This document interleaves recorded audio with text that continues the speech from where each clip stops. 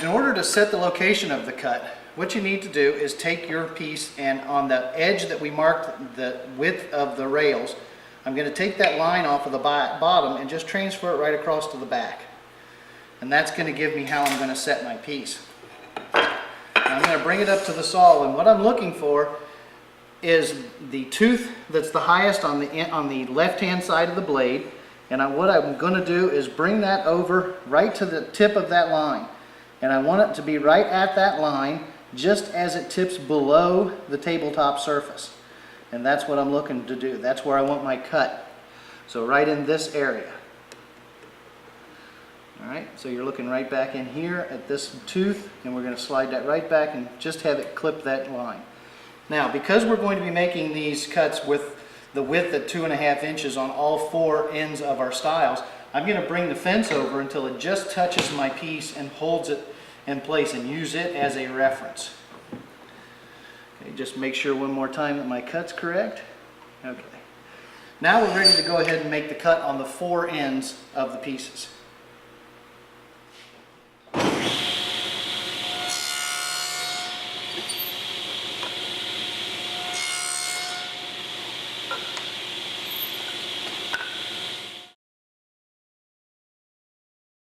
So everything fits together.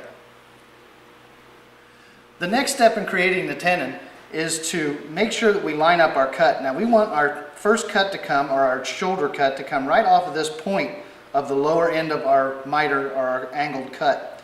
So I'm going to square a line right off of there, right on down to the end. Now that's going to be the line that we use to lay out the distance from our fence to our cut line. So I'm going to measure that. 1 1/16. So I'm going to set the cut in 1 1/16. Now that measurement is from the fence to this side of the blade. So you want to make sure you get that in the right position. At this point, we're ready to go ahead and make the cheek cuts. Now I'm going to do the cut here, and then on the opposite side. I'll pull it off and show it to you. But once that's done, all ends of the rails get cut in the same manner.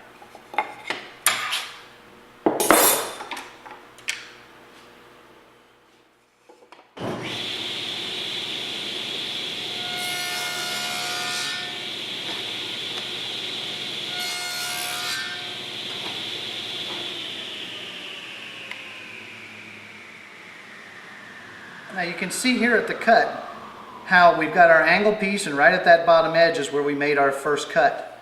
So what you're going to do is set your blade height to 1/4 inch, cut a 1/4 inch in from both sides, and that's going to leave the center of it, which is going to become our 1/4 inch tenon. So I'm going to go ahead and finish the cuts on this, and then we'll set up and do the next step. The mortises, and we'll run from our shoulder cut to our shoulder cut and clean everything out. So this is what it looks like.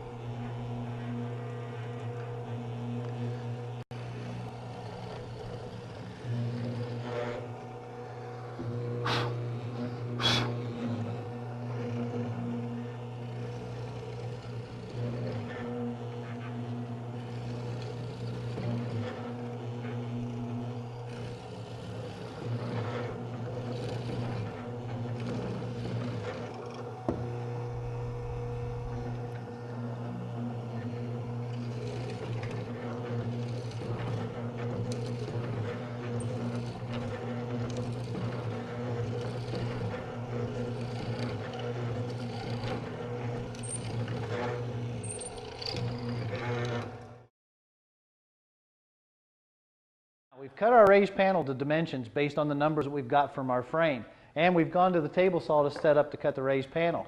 And here's what we're going to look at for the setup on the table saw.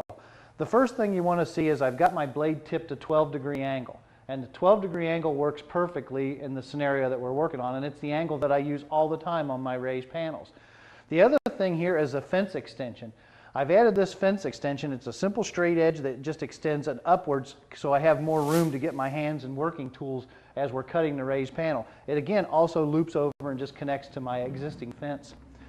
With this in position, we have one more thing that we have to set to get crucial set up to ready to go.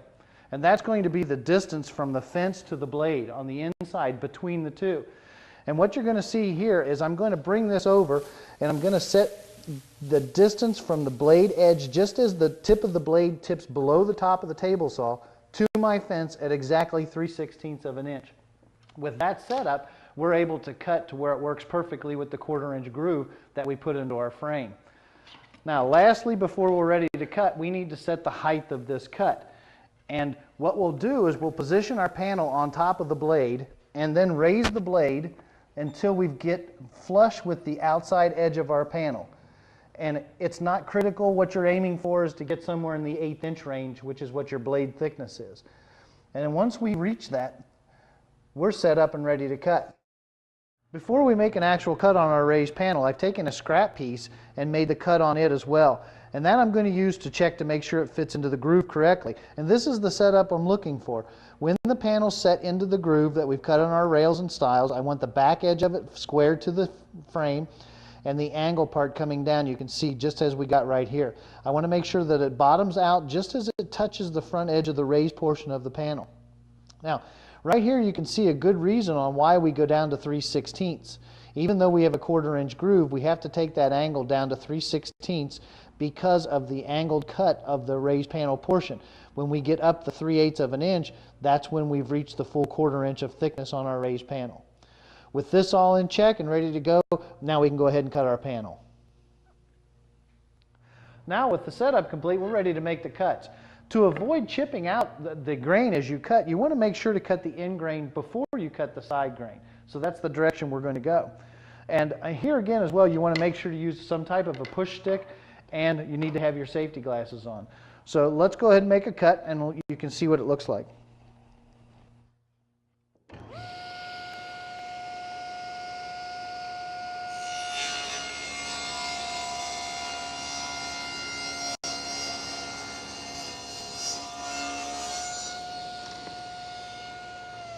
Now you can see our cut, and what we've got is we just had enough to crease the blade through the wood in order to cut the piece off, the waste off, and we still leave this nice shadow line here. So what we've got is the 12-degree angle coming up, and then this cut is actually a 90-degree to that 12-degree. So the next step after we finish the panel is to straighten that cut up, and we'll do that with a different setup here at the saw.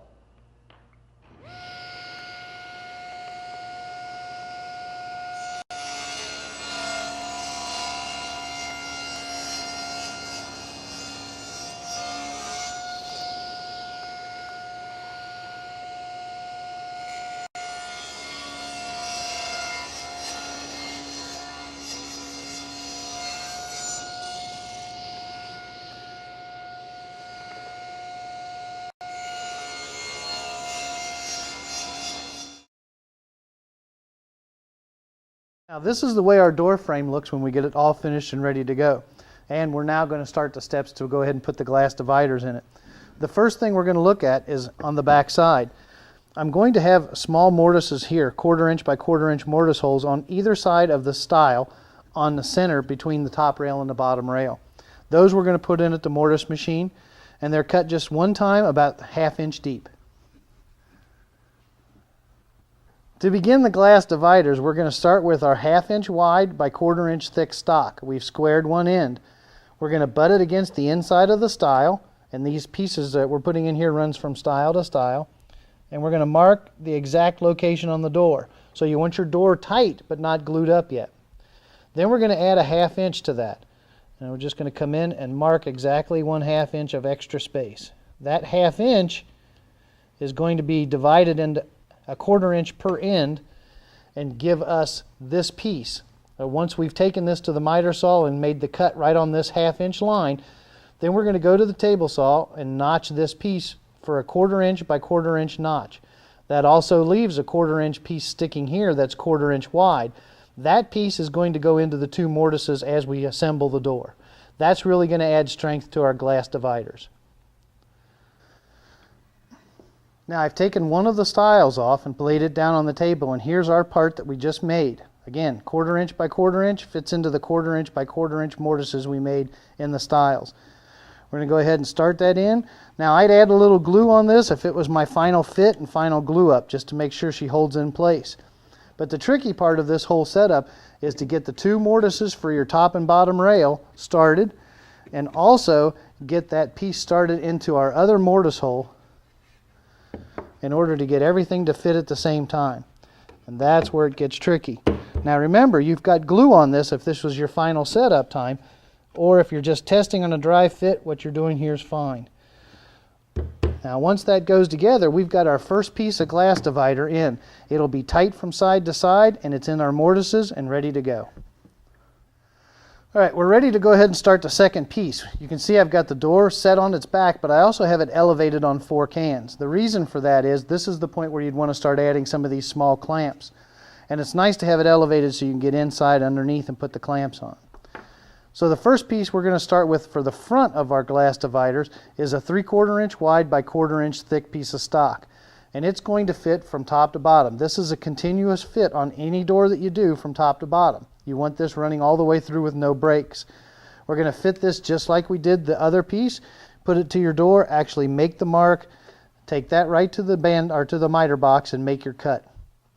Now once we've done that, it's ready to fit in. So in order to put this in position, if I was doing this and gluing my final assembly, I'd put a little bit of glue on the end grain here and here so it meets the top and bottom rail, and then add glue right here in the center. And this piece fits tight from top to bottom and right in the center. It equally divides from the center of the top of the rail and the center of the bottom rail. From here, this is a place that you'd want to add the clamp. So once the glue's on there, I'm going to add that clamp. Now that's going to give everything a holding power until it's time to take the clamps off. Now the next thing we're going to do is add our 2 side pieces. These are cut in the exact same manner. I've taken the stock, butted it against the side, marked it over here. Now when it comes time to glue these in place, what I'm going to do is add glue to both end grains as well, and then a thin bead of glue across the entire length of this divider that we've got as our backer. Once that's in place, you're going to set it in place, set the piece in place, pull it over tight, and again you can add a couple clamps here. It's always good to add a couple clamps to this location. Now as you're doing this, one of the things you want to make sure is that you've got equal distance on either side underneath. So you've got a 1/4 inch of space showing, and that's what's going to actually hold your glass in place when we put the glass in the back side. So that goes in this area. We're going to come over to the opposite side when we can get these clamps out of the way and do the same thing with this. Again, it's going to fit tight to one side, marked, cut at the miter saw, and then the glue added in here, and this piece will be stuck in and set nice and tight as well. Now we've got all our front pieces in of our glass dividers. So now we're going to flip the door over and take a look. Now you see we've only got 2 pieces left to go here, but an important thing to note is this area right here. Here's where we have to have the 1/4 inch area plus the 1/4 inch divider and the 1/4 inch area again. That's important because that's going to hold our glass when we get done. Now we're ready to add the last 2 pieces to our door, and these are the interior backer pieces. So by going to the back, we know that we're going to go to the 1/2 inch wide by 1/4 inch thick stock. These are going to be cut and fit just like the other pieces were. You're going to butt it up to one side, come down, make your mark at the other, and go right over to the miter box and cut this to size. Once it's cut to size, we're going to be ready to add the glue. We're going to put a thin bead of glue down the center, a little dab on either end, and fit this into position. Now what you want to make sure you do as you fit this is to get it centered into that front piece. And again, we're looking for that 3/4 inch deal, 1/4 on either side and a 1/4 inch of stock in the center. It's very easy to see when you are assembling this. Once you get it in place, add a couple clamps to it and let it dry. Our last piece goes in the same way. Again, it's the 1/2 inch by 1/4 stock, cut to fit, add the glue down the center, and position this in place as well, centering it from side to side on our front frame. Add a couple clamps and the door's ready to go.